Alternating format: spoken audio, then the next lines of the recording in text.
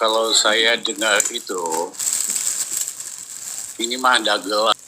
Satu, Jokowi mencoba memonopoli cara untuk memperbaiki Indonesia.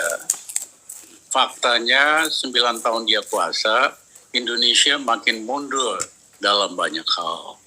Kemiskinan nambah, pengangguran nambah, ya gap antara yang kaya yang miskin makin ini. Jadi bagaimana you monopoli tentang jalan maju Indonesia selama situ jadi presiden 9 tahun yang ada kemunduran di berbagai bidang. Jadi ini lelucon yang sama sekali tidak lucu para pejabat, ya kan? Datanya juga data yang selektif, yang kelihatan sisi positifnya doang, tetapi tidak data yang komprehensif dan berimbang, juga melihat berbagai hal yang lain. Sederhana aja lah, selama Jokowi jadi presiden, pertumbuhan ekonomi Indonesia maksimum 6%. Padahal kalau betul mau capai jadi negara besar di dunia tahun 2045 dengan target pendapatan rakyat dan sebagainya, itu harus pertumbuhan ekonominya 8% per tahun. Pak Jokowi nggak mampu kok, becusnya cuma 6%, tapi mengobarkan mimpi 8% gitu loh.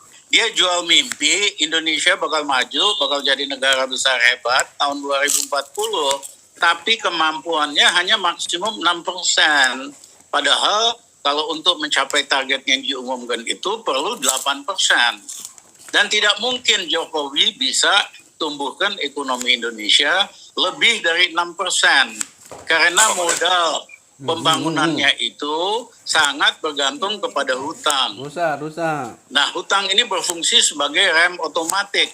Begitu hutangnya ketinggian, current account defisitnya besar, harus direm pertumbuhan ekonominya. Nah, yang kedua, untuk bisa membayar cicilan hutang itu, tahun ini pemerintah mesti nyedot 400 triliun untuk bayar pokok, 380 triliun untuk bunga, 780 triliun, sepertiga dari APBN. Uangnya dari mana? Uangnya disedot dari rakyat dengan menawarkan surat utang bunga 6,5%, bank bunganya cuma 2%. Jadi banyak uang berlebih dan lain-lain kesedot untuk bayar hutang ini. Istilahnya dari consumption masyarakat disedot oleh government untuk bayar hutang. Nah, itu automatic rem. Ya, mohon maaf pejabat Pak Jokowi nggak ngerti makroekonomics, nggak bakal bisa ngomong begini. Ngomongnya itu kebanyakan ngibul dengan fakta-fakta yang selektif, tetapi bukan fakta-fakta yang komprehensif. Nah, selama pemerintahan Jokowi, makin ke sini pidato kenegaraan semakin tidak bermutu. Jujur aja, sejak 3 tahun terakhir saya nggak pernah dengar lagi tuh, nggak ada nilai tambahnya, beda sama dulu-dulu gitu. Nah, apalagi yang terakhir ini, pertama dia tidak menjawab apa masalah yang kita hadapi, bagaimana mengatasinya, dan masa depan tantangannya apa saja di dalam bidang hukum, di dalam bidang kemiskinan, dan sebagainya. Nggak ada sama sekali. Yang ada orang curhat, ya.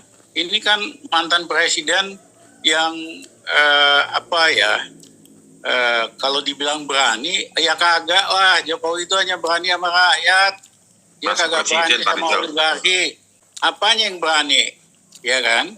Nah, dia minta dikasihani. Saya kan curhat tentang hal-hal yang nggak penting. Ya.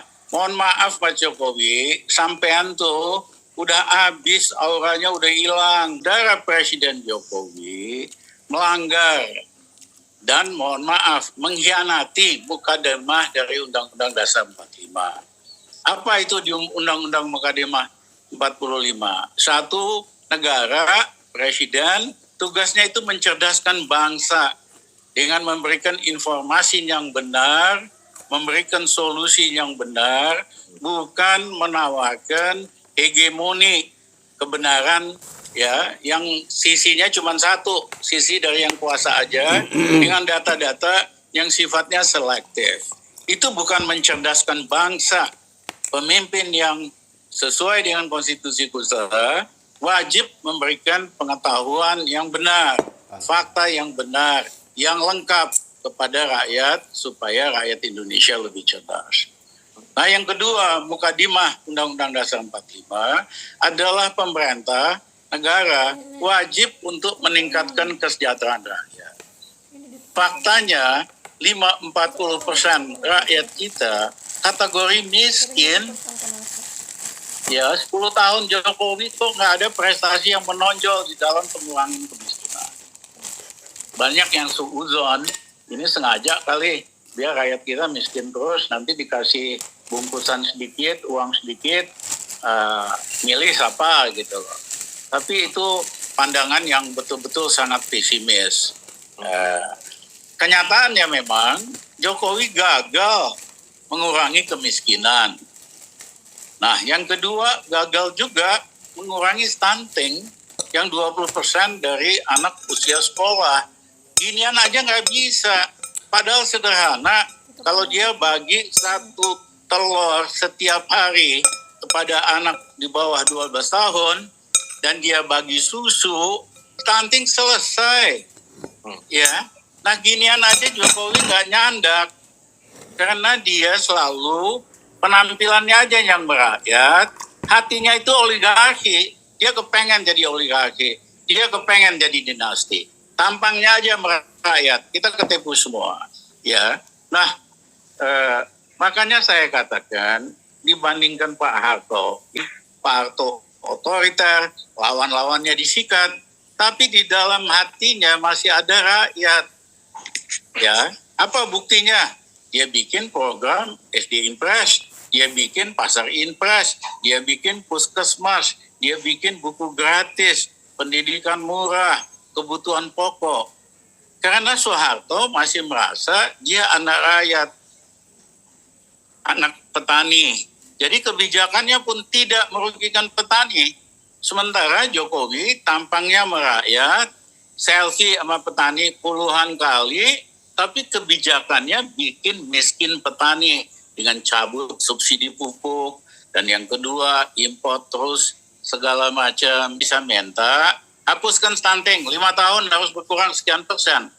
Dia kan nggak pernah ngomong kayak begitu, sehingga menterinya yang ada ya masih bercanda-bercanda aja ya.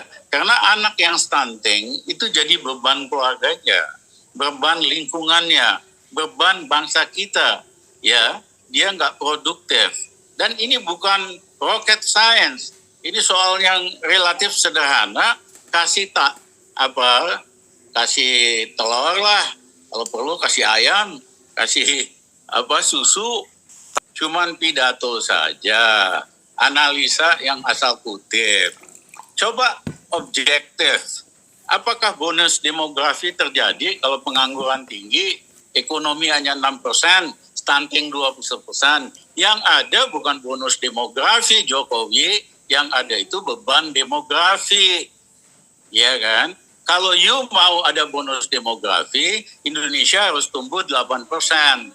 Dan mohon maaf, sampai nggak pernah bisa lebih dari 6%.